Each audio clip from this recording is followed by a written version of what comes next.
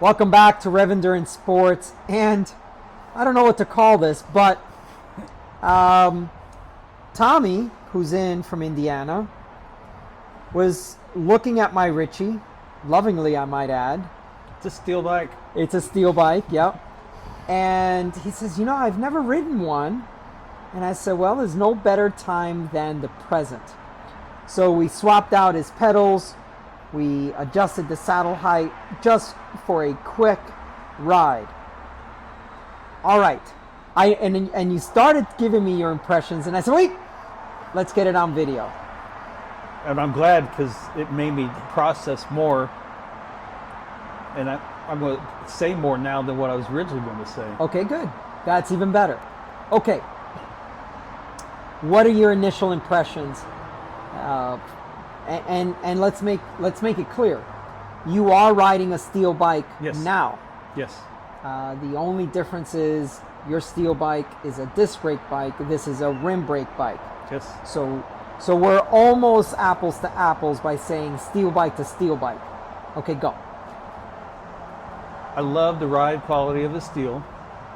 I have a carbon fiber road bike at home that I do a lot of long rides on as well, but the steel for me is so much more comfortable. I get the same feel with this because it's steel, but what blew me away right off the bat was quick, how nimble it felt. It felt like my road bike at home. So it was like taking your road bike at home that is a carbon bike. So this is important. Yep. So it was almost like I just took the two bikes I own and they made a baby, and this is it. Because the things I liked about both is right here. And that's what, when I thought more about it, that's what I was going to say. It's almost like it took both bikes. So let me see if I can capture what you're saying. So what you're saying is, and please correct me if I'm putting words in your mouth. Look at that fast thing going up the road. All right, yeah. So that's why we always that wasn't me earlier. Yeah, no. Yeah. So let me see if I can capture this. What you're saying is, you have your felt carbon bike at home, a Z series, which is a endurance bike. You are now riding a steel bike. Yep.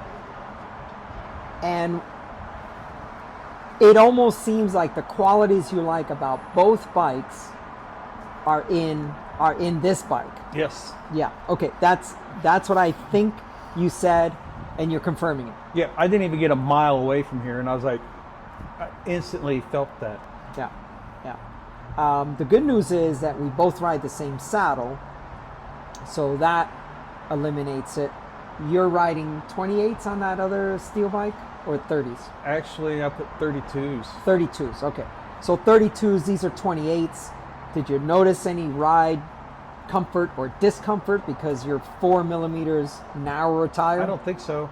No? But maybe that played a part of why it felt more nimble. Yeah. But I don't think so because the road's too smooth.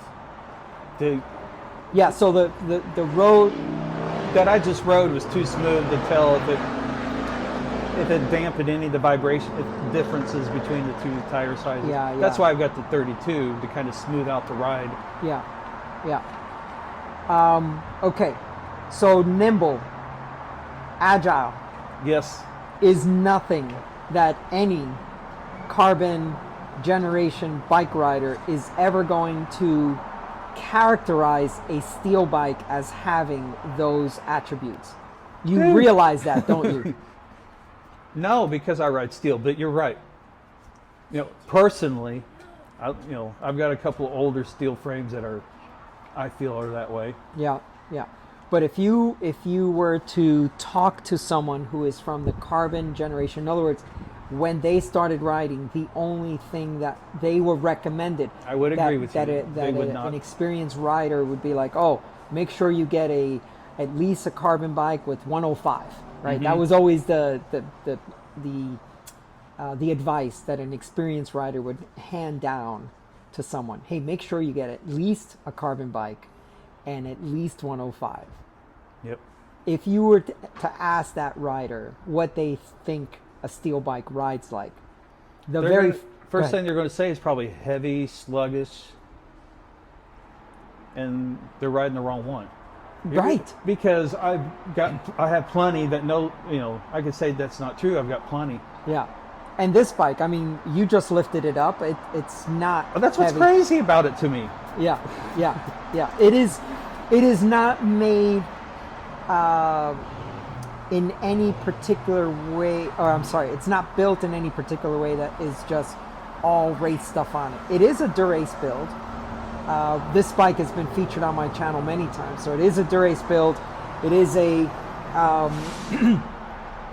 zip carbon handlebar and a Ritchey seat post, but that's it. I mean, these are aluminum wheels. It feels like my felt. Yeah. That I picked up. Oh, I weigh carbon bikes all the time. When a customer comes in and they're asking me about, should I get carbon wheels or should I do this or that? And I'm like, well, it might help drop your bike about half a pound to a pound, but your bike is really heavy. Let's look at some other things. And then I look, of course, at their body type and things like that. And I'm like, you know what, let's save a little bit of money for a little while, but if you want carbon wheels, we'll readdress that as well. Okay, so your first impressions were light, nimble, not heavy. It put a smile on my face when I wasn't even a mile away from it. Yeah. It's really hard to explain to people that this bike, not being any exotic frame materials, not being anything, I mean, there's a lot of yesteryear built into this bike. It is, I mean, in this bike in particular, it's, I mean, a 2014 bike. So, but it's just, in my opinion, it's just a very well engineered bike. The triple butted tubing, all that kind of stuff. All right, so now the for anyone who's old enough to remember these things, the $64,000 question, like on the Pyramid Show, whatever that show is called, with Dick Clark.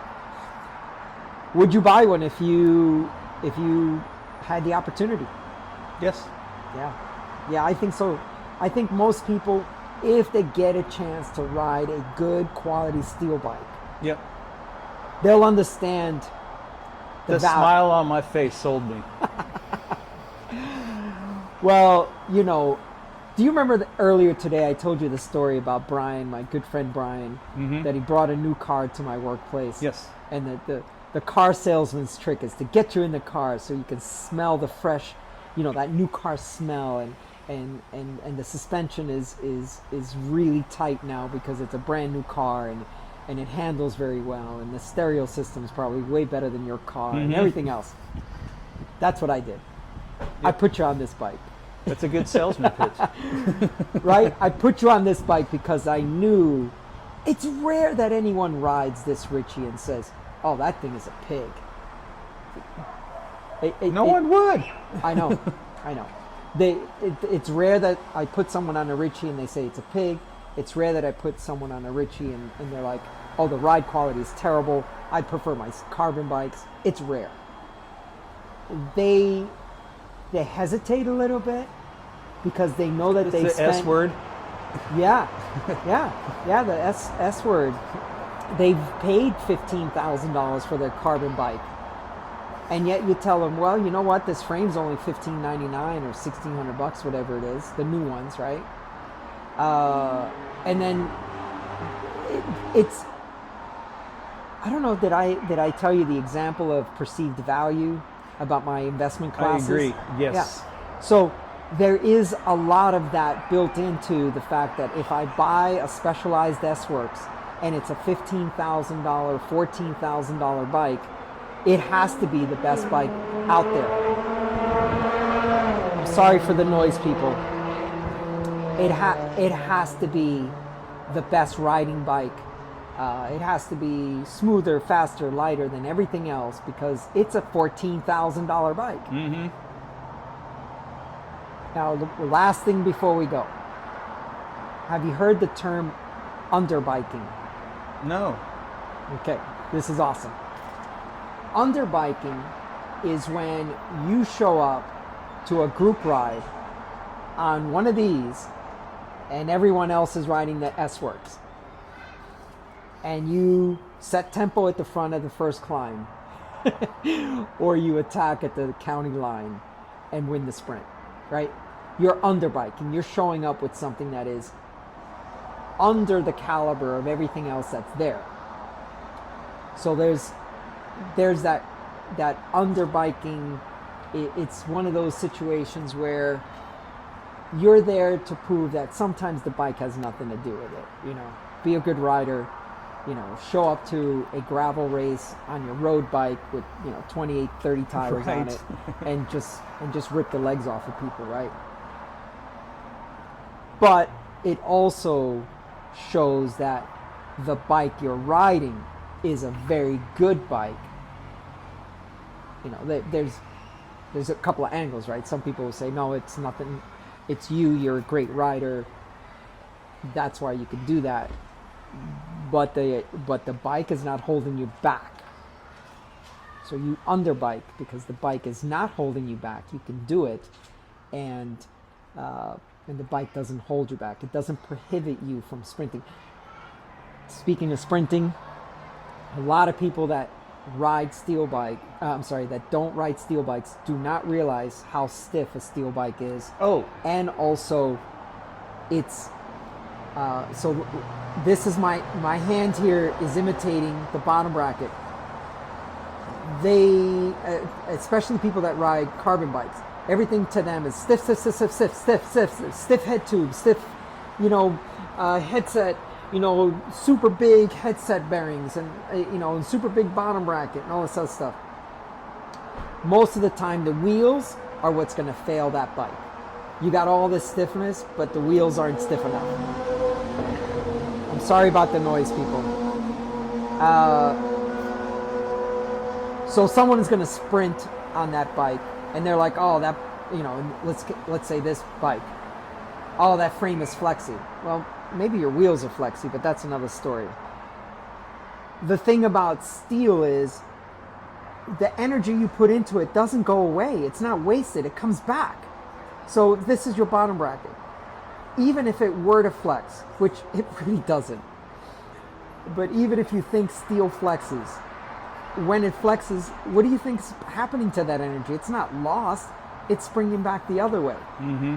I think most people just do not understand how a steel bike is designed and why it is still a bike that 10, 15, 20 years from now, when all those other S-Works are in the bin somewhere, they're in some supposed carbon, what do you call it, recycling program, which is a lie.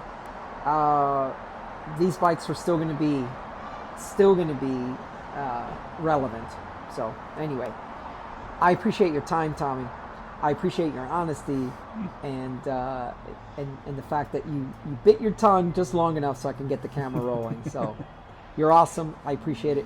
Hey, everyone else, if you like Ritchey bikes or whatever, please get in touch with me. Anything that I profile on this channel is something that I personally ride and something I personally recommend to my friends, let alone folks that are asking for advice that I've never met before. So I look forward to hearing your comments. Please like and subscribe. We'll see you up the road.